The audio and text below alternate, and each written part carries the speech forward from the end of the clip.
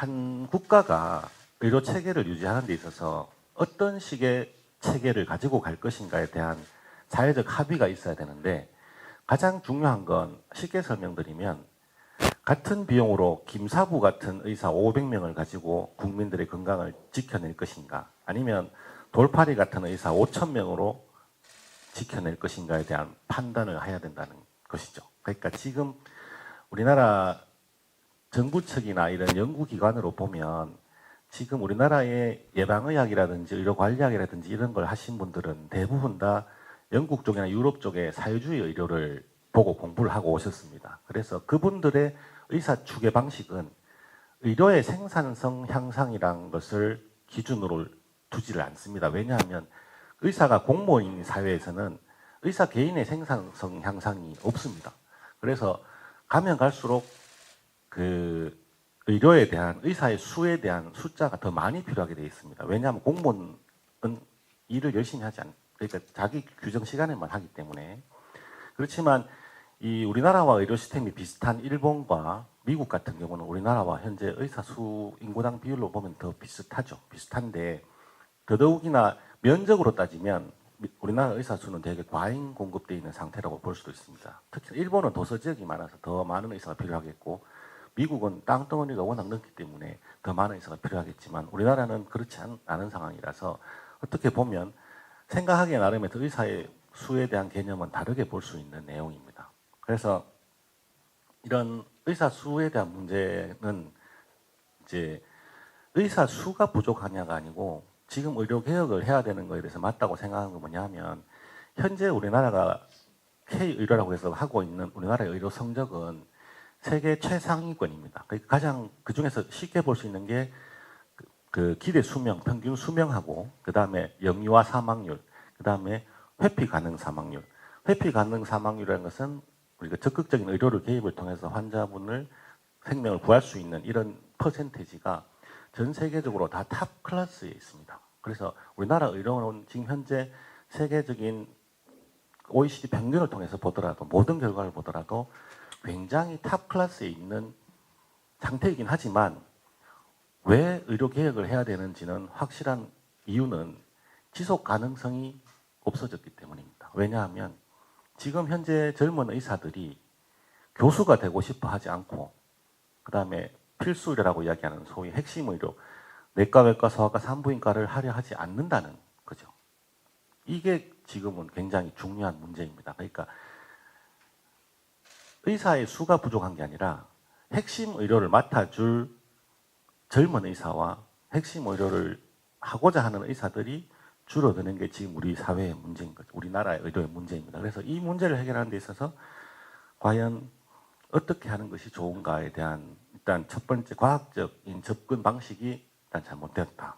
그 다음에 이제 두 번째로 말씀드리면, 절차적 정당성이라고 하면, 사실 의대 정원 입시에 관한 문제는 우리나라 입시에 대한 기본적인 총칙에 보면, 물론 뭐 고등교육법에 대한 법적인 구속력은 없지만,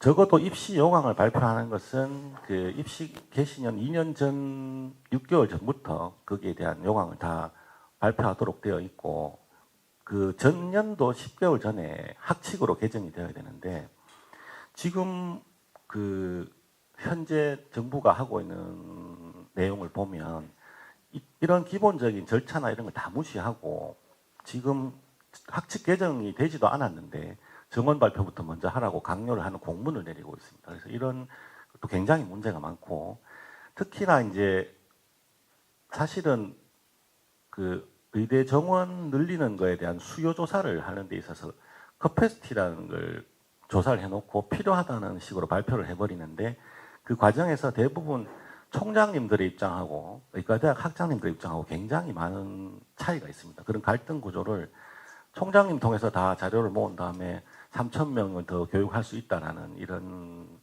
내용 이야기를 하는데, 사실 이건 굉장히 잘못된 판단이라고 보여집니다. 왜냐하면 현장에서 의과대학에서 학생을 가르치는 교수님 입장에서는 이게 불가능하다 하는 내용을 굉장히 잘 알고 있습니다.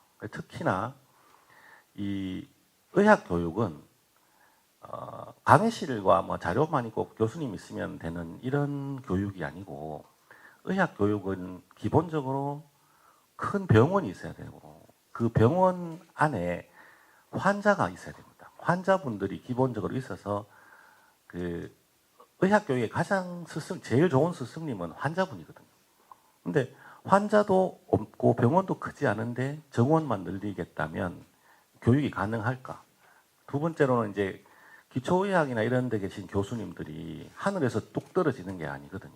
그래서 이제 예를 들면 보통 한 해에 기초의학 교수가 한 40여 명 정도 임용이 되는데 지금 이렇게 대학 정원을 누리면 30여 개 대학 중에 한 대학에 보통 기초의학 교수 12명 이상이 더 필요하다고 합니다. 그러면 거의 360여 명의 그런 기초의학 교수가 필요한데 그 지금 현재 기초의학 대학원 과정을 하고 있는 분들이 100분 정도밖에 안 됩니다.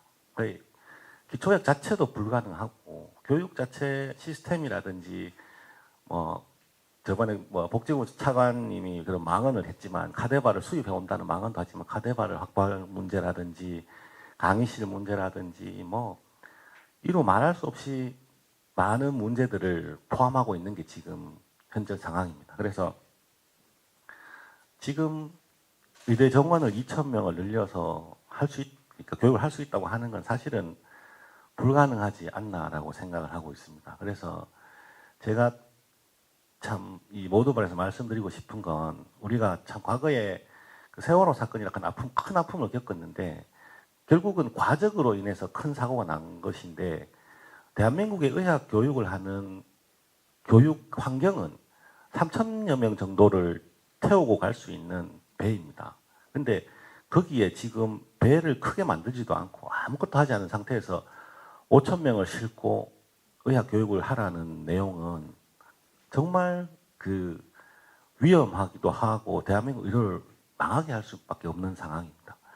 이 의학 교육은 전 세계적으로 글로벌하게 스탠다디제이션이 많이 되어 있어서 그 과정 중에서 굉장히 평가 인정받는 것도 까다롭고 한데 지금 원칙적으로 전 세계적으로 보면 의과대학 정원이 10% 이상 늘어나면 무조건 인정평가를 새로 받도록 되어 있습니다. 그게 무슨 말인가 하면 정원이 10%만 늘어나도 교육의 질이 아주 많이 떨어진다는 걸 전 세계적으로 알고 있기 때문에 그래서 의대 정원을 늘리는 게 굉장히 신중해야 되는데 지금 발표된 걸로 따르면 300%가 넘는 증원을 하는 가천대부터 시작해서 충북대 같은 경우 250% 이렇게 늘리는 건 전 세계적으로 사실은 웃음거리가 되는 정도의 정원 정책입니다. 그래서